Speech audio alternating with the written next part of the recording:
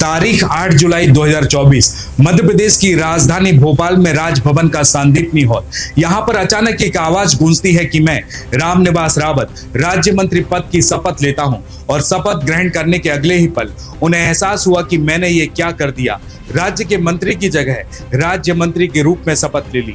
इसके बाद रामनिवास रावत ने राज्य मंत्री कहने की भूल को सुधारते हुए राज्य के मंत्री के रूप में दोबारा शपथ तो ले ली, लेकिन शायद यह संकेत था उस सियासी भटकाव का जिसका परिणाम विजयपुर विधानसभा के उपचुनाव में उन्हें भुगतना पड़ा। मतलब 4 महीने बाद विजयपुर विधानसभा के उपचुनाव में विजयपुर की जनता ने रामनिवास रावत के लिए स्पष्ट संदेश दे दिया कि लोकतंत्र की हत्या आपने की थी, दल भी आपने बदला था, लेकिन हमने नहीं। यह संदेश भारतीय जनता पार्टी के लिए एक बड़ा सबक बन गया और रामनिवास रावत के सियासी करियर में भी बड़ी चुनौती खड़ी कर दी। वो तो गनीमत रही कि रामनिवास रावत ने समय रहते तुरंत आनन फानन में अपने मंत्री पद से इस्तीफा दे दिया, क्योंकि अगर वह चुनाव हारने के बाद भी मंत्री बने रहते तो वो दिन दूर नहीं था जब मध्य प्रदेश की राजनीति में एक ऐसा भूचाल आता जिसे पार करते करते भारतीय जनता पार्टी अपने पसीने छोड़ देती। मध्य प्रदेश का शिवपुर जिला भारतीय जनता पार्टी के लिए हमेशा से राजनीतिक दृष्टि से चुनौतीपूर्ण रहा है। 2023 के विधानसभा चुनाव में भारतीय जनता पार्टी ने पूरे मध्य प्रदेश में प्रचंड जीत हासिल की थी, लेकिन शिवपुर जैसे गिने चुने जिलों में पार्टी का खाता तक नहीं खुला। भारतीय जनता पार्टी ने इसे गंभीरता से लिया और लोकसभा चुनाव के दौरान कांग्रेस के वरिष्ठ नेता और 6 बार के विधायक रह चुके रामनिवास रावत को पार्टी में शामिल कर सियासी समीकरण को बदलने की कोशिश की। रामनिवास रावत के सियासी कद और अनुभव को भुनाने के लिए उन्हें तुरंत मंत्री पद का ऑफर दिया गया। इसके बाद रामनिवास रावत ने भी यह प्रस्ताव स्वीकार किया और भारतीय जनता पार्टी के गद्दावर नेता और विधानसभा अध्यक्ष नरेंद्र सिंह तोमर के कहने पर लोकसभा चुनाव के दौरान बीजेपी में शामिल होकर पार्टी को बड़ा फायदा भी दिलाया। लेकिन इस कहानी में ट्विस्ट तो तब आया जब उनकी अपनी विधानसभा विजयपुर के उपचुनाव में हालात बदल गए और रामनिवास रावत को ही करारी हार का सामना करना पड़ा।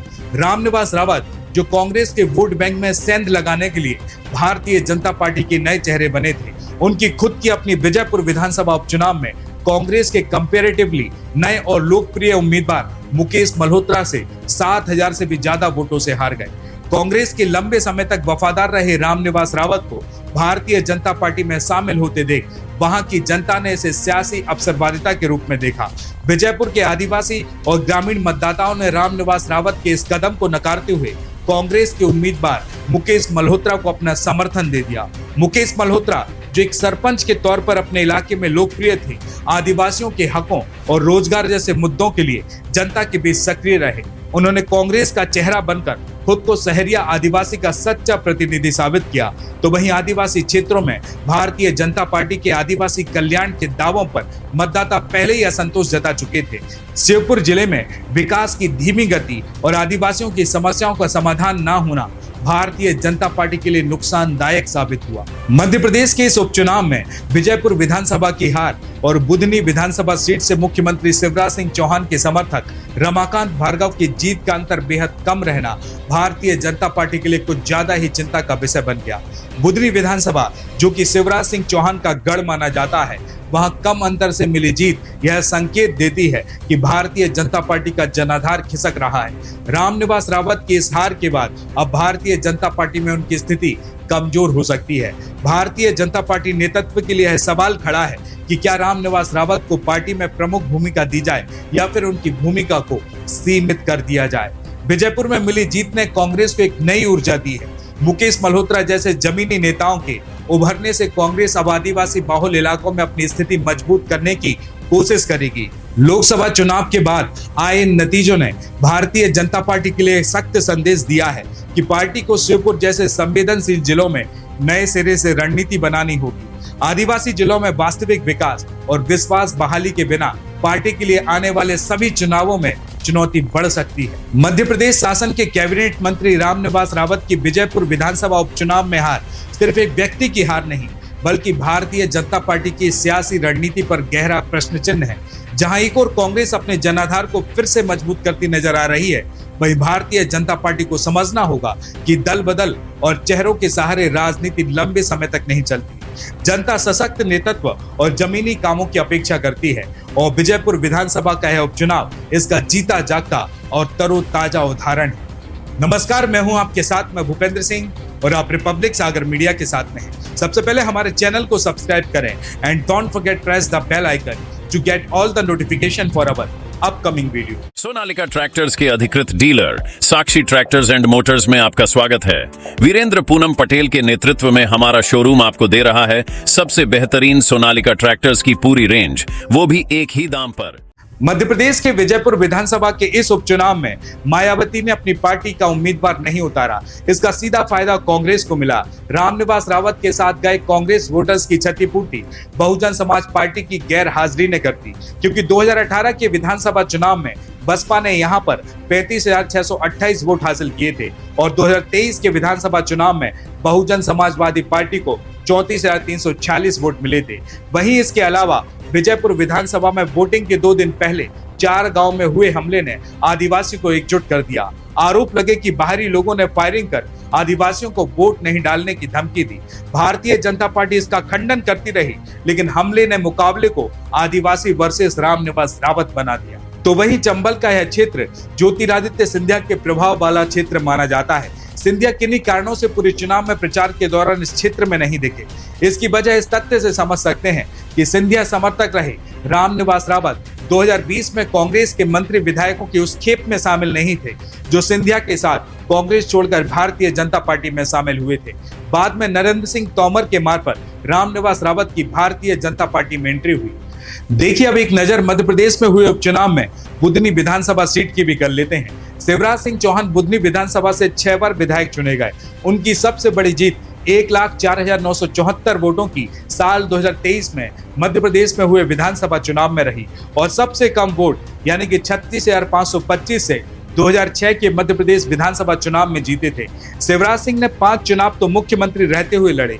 वहां के वोटर एक तरह से अपने वोट से सीधे मुख्यमंत्री का चुनाव करते थे और इसके अलावा पहली बार उनकी मामा के रूप में छवि भी इसी बुधनी विधानसभा में ही गढ़ी गई थी। बुधनी विधानसभा क्षेत्र में किरार वोटों का बहुत बड़ा प्रभाव है और शिवराज सिंह चौहान भी इसी समाज से आते हैं और इस कारण भी एक तरफा समर्थन उन्हें लगातार मिलता रहा, यानी कि पूरा का पूरा किरार समाज उनके चुनावी अभियान में बढ़ चढ़कर हिस्सा लेता रहा। इस बार चुनावी परिस्थितियां कुछ अलग थी, क्योंकि कांग्रेस के उम्मीदवार राजकुमार पटेल भी इसी किरार समुदाय से आते हैं। तो वहीं रमाकांत भार्गव को बुधनी विधानसभा क्षेत्र से भारतीय जनता पार्टी का प्रत्याशी घोषित करने के बाद बुधनी से दावेदारी कर रहे भारतीय जनता पार्टी के वरिष्ठ नेता राजेंद्र सिंह राजपूत ने खुलकर नाराजगी जाहिर की थी। उन्हें मनाने के लिए पार्टी को बड़ी मशक्कत करनी पड़ी। हालांकि वे वरिष्ठों का मान रखने के लिए मान तो गए पर खुश नहीं थे।